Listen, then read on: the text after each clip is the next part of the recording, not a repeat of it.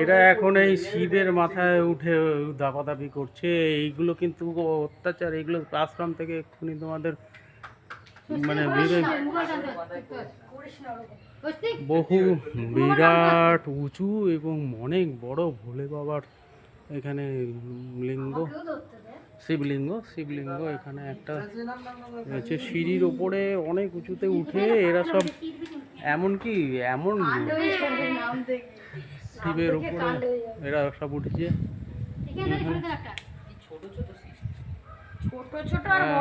শিব ঠাকুরের উপরে আশ্রমটা বিরাট বড়। প্রায় মহারাজ বললেন এটা 100 বিঘা জমির ওপরে মানে প্রায় প্রতিষ্ঠিত। হ্যাঁ, মহা ভোলানাথ বাবা শিবনাথ। কত বড় এটা চাকদার চাকদা না আরেকটা জায়গা আছে না সবচেয়ে বড় শিব, ওটার থেকেও বেশি। এইখান থেকে আশ্রমের পুরো ভিউটা দেখা যাচ্ছে। সমস্ত বিল্ডিংগুলো পরস্পর রয়েছে। হ্যাঁ, বহু দেবদেবীর মূর্তি এবং আলাদা আলাদা সব পার্ট করে রয়েছে এখানে। আর এই আশ্রমের দৃশ্য বিরাট বড় এলাকা জুড়ে এই আশ্রমটি। এই আশ্রমে যেই আসুক আপনাদের খুব তৃপ্তি হবে, মনটা শান্তিতে ভরে যাবে। এখন বাতকুল্লা একটা সুন্দর মনোরম পরিবেশ। আজকের আবহাওয়াটাও অত্যন্ত ভালো। গরম নেই, ঠান্ডা হাওয়া দিচ্ছে। তোমরা নেমে পড়ো এবার, বকবে। এ কি হচ্ছে?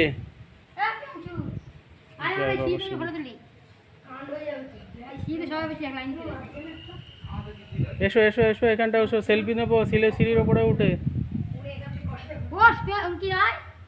মহারাজদের এখানে ভোগেরও ব্যবস্থা আছে। মহারাজ বললেন একদিন আগে থেকে যোগাযোগ করতে হবে, তবে বেশি লোকের সঙ্গে নয়, এই 5-7 জনের ব্যবস্থা ওনারা করে দেবেন। ওখানে গেস্ট হাউস আছে, দুপুরে খেয়ে ওখানে রেস্ট নিয়ে বিকেলবেলা।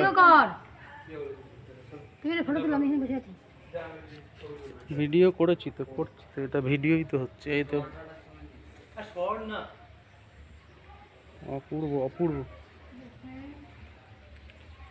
দৃশ্য দেখলাম আমরা আজকে।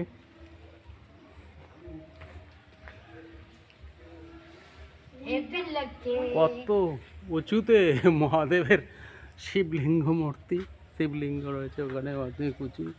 এরা সব এবার সিঁড়ির উপরে বাঁদরের মতো ঝাপাঝাপি করছে। এ কি এটা কি হচ্ছে? এটা কি হলো তোর? হ্যাঁ, ও কই নামতে বল এবার। বেরোবো। হ্যাঁ, বেরোবো এবার। এসো। বিরাট বড় আশ্রম, রামকৃষ্ণ সারদা আদ্যাপীঠ আশ্রম। হ্যাঁ, অঙ্কিত নেমে যাও।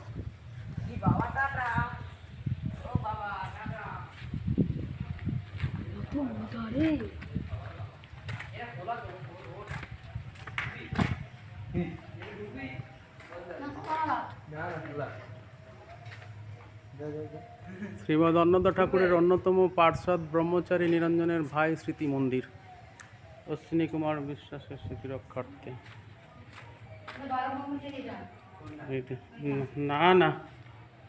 না গো,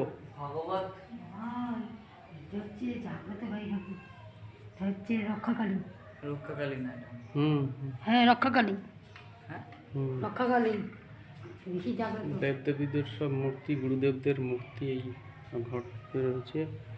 এইখানে ভগবতের আশ্রম। তবে যে বৃহৎ আকারের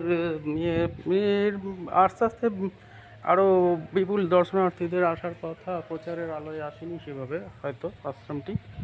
তবে অবশ্যই এইসব ইউটিউব চ্যানেলের মাধ্যমে, সোশ্যাল মিডিয়ার মাধ্যমে প্রচার হচ্ছে। ভিড় ক্রমশই বাড়বে আশা করছি। আপনারা সবাই আসবেন দেখতে নিশ্চয়ই। হ্যাঁ।